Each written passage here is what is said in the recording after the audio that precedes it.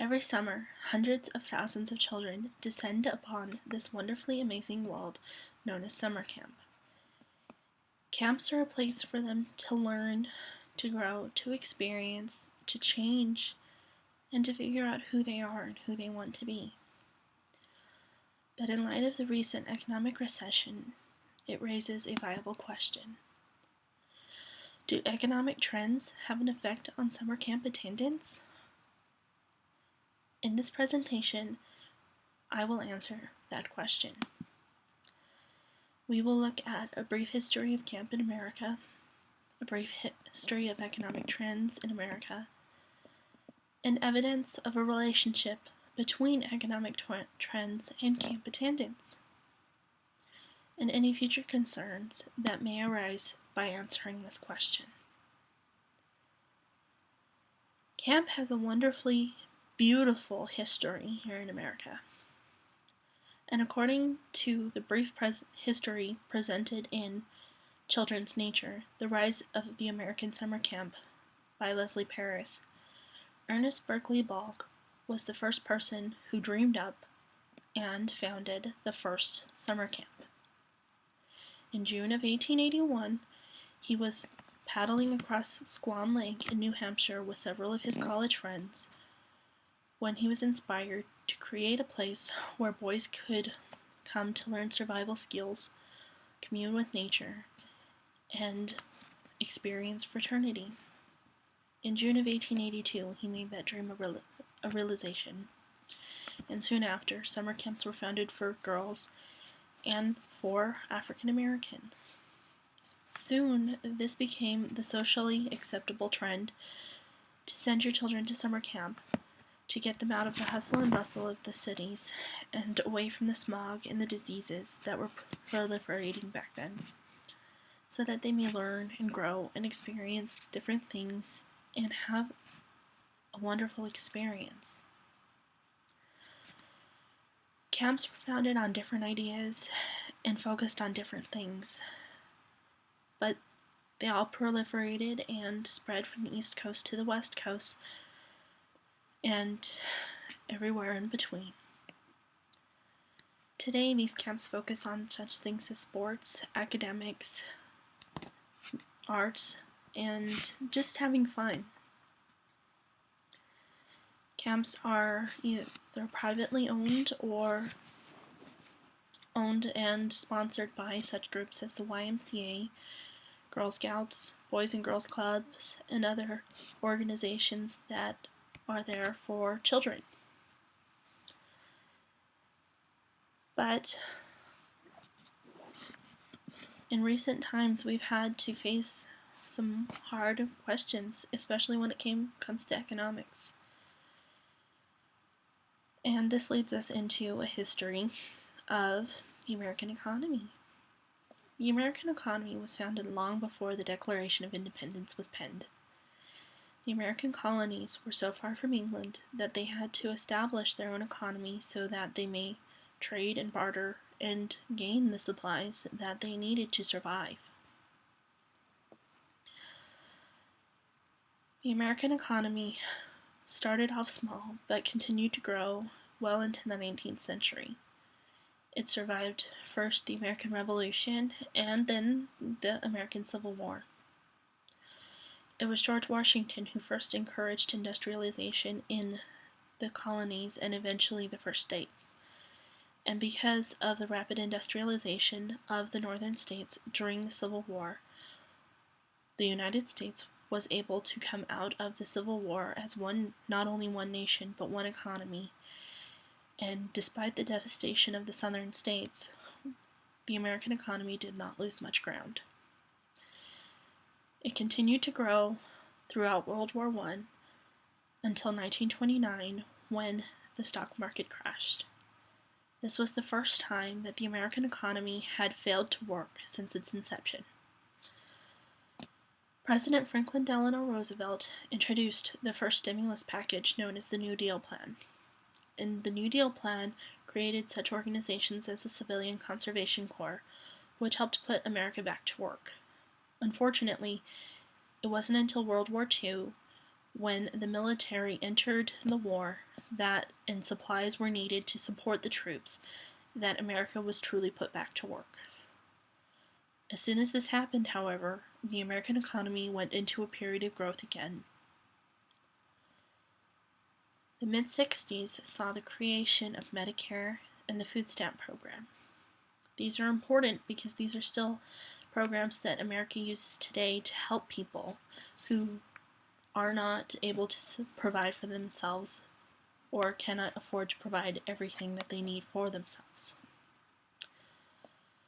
The 70s saw the first recession since the Great Depression, and it was brought on due to inflation, fuel shortages, and the onset of the Vietnam War. The American economy continued in this recession until the mid-80s when it saw the second stock market crash. But due to regulations and laws put in place after the first stock market crash, the second stock market crash was not nearly as devastating as the first. Soon, the American economy regained its position and continued in a recession pattern until the early 90s when we once again entered a period of growth. The mid-90s saw a minor recession, but soon bounced back into a growth pattern once again. It wasn't until 2005 that the economy began to stabilize and even to taper off. In 2008, we entered the current recession, and as everybody knows, it is just now beginning to taper off, and we are beginning to see glimmers of what growth pattern we may hopefully enter in a year or 2 or 3. There are several news articles that support a relationship between camp attendance and economic trends.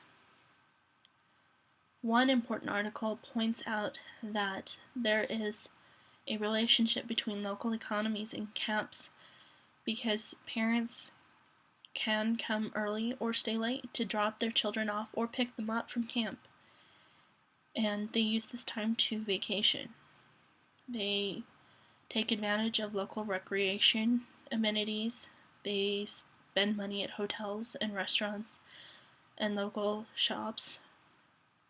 And because of this, it helps to stimulate the local economies in addition to the funds that are being brought in from camp attendance.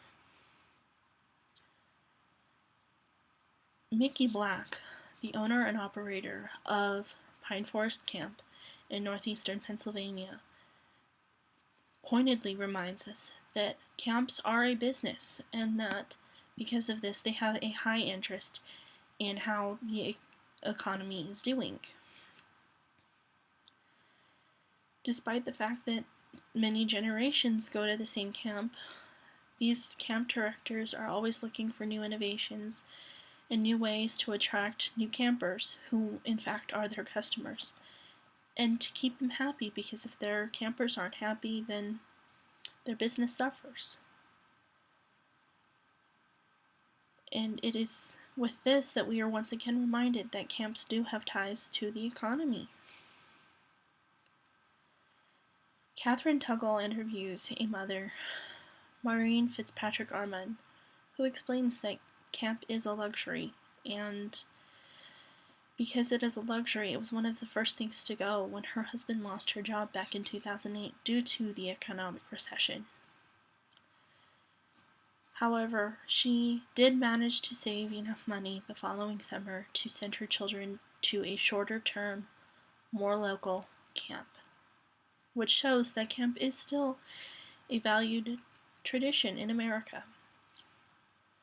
Peter Swain, in the same article by Tuggle, expresses the idea that his YMCA Camp Fuller in Rhode Island has experienced an increase in summer camp enrollment, possibly due to the fact that because they are a YMCA camp, they provide more financial aid, offer shorter terms, and lower prices, so this attracts more campers. Tuggle is optimistic at the end of her article and predicts that summer camps will continue to grow. However, another article states that it was predicted 77.6 million campers would attend camp in 2020, But due to the recent economic recession, that is no longer predicted to happen. Although these news articles present a sturdy argument for a relationship between economic trends and camp enrollment, the American Camping Association provides 2 case studies that provide evidence of a direct relationship between the two. In 2010, they published their study entitled "We're Down, We're Up, We Stayed the Same: Enrollment Changes for Summer 2009. In this study, they found an increase of 22% of camps expecting a decrease in enrollment. And at the end of the summer, this prediction came true.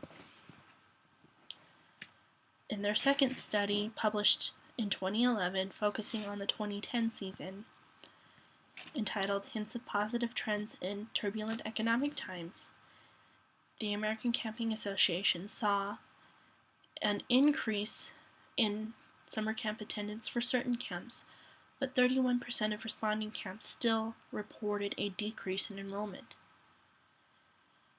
This fact could provide support for the theory that parents are moving their children from private, more exclusive, more expensive, longer session summer camps to more public, nonprofit, less expensive, shorter term session summer camps, so that their children may still attend camp, but it's not nearly as expensive. So what does all this mean?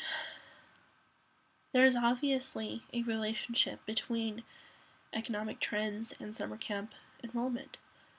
When the economy is in a state of growth, camps are enjoying the benefits. When it's in a state of recession, all camps are expected to tighten their belts, and some camps may experience an increase while others experience a decrease due to the fact that